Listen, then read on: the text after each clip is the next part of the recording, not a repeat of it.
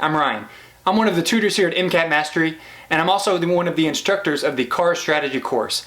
I scored a 130 in CARS myself, and today it's one of my favorite subjects to help students increase their MCAT scores overall. But it wasn't always like this, and I wasn't always good at CARS. I distinctly remember receiving my first diagnostic exam score. I got a 486, and I was completely floored. I had no idea what to do. This was 6 weeks before my real exam was supposed to be taken. I didn't know where to start. I didn't know what to do.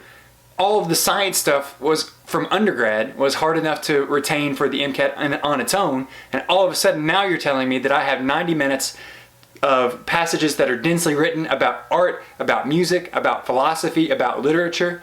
What does this have to do with medical school, and why is it a quarter of the MCAT? I felt as if the questions were impossible to solve. I felt as if the text was too complex and dense to move through, and I felt like there wasn't nearly enough time to get finished.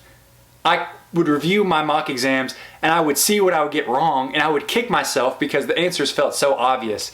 But there was no way to fix it. It's not like you could go and pick up a book and read how to do better in CARS than you did the last time. It felt like CARS was an uphill battle. I tried poring over textbooks that preached of subjects and predicates, opinions and biases, authors, tone and theme. I tried everything I could. I knew there was no way around it though. I knew that CARS was a challenge that everyone who took the MCAT had to face. I had to step back, breathe, and try to analyze my performance.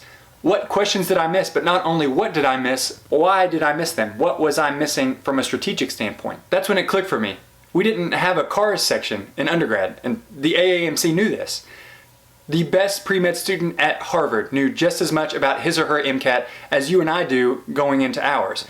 When it comes to CARS, they know absolutely nothing going in. Knowing this, I knew that every correct answer was hidden somewhere within the passage.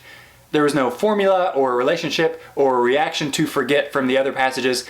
The answer was right in front of our face somewhere. The challenge was just finding it. I started to take the time constraint away when practicing. Even if I stayed in every passage for an hour, I was going to get every question correct. I was determined. And I found that if I spent enough time in the text, there was no reason to not get 100% correct. The answers were there. With practice, I became faster, and with speed, I started to score better on CARS overall. When you approach CARS with this mindset and these ideas, you'll find that it becomes much less stressful for you, just like it did for me. I know it can be really demoralizing, moving through really complex and boring passages, not being able to connect the passage to what the questions are asking, getting mixed up in the details, not understanding what the author is saying, not finishing up on time, and so much more.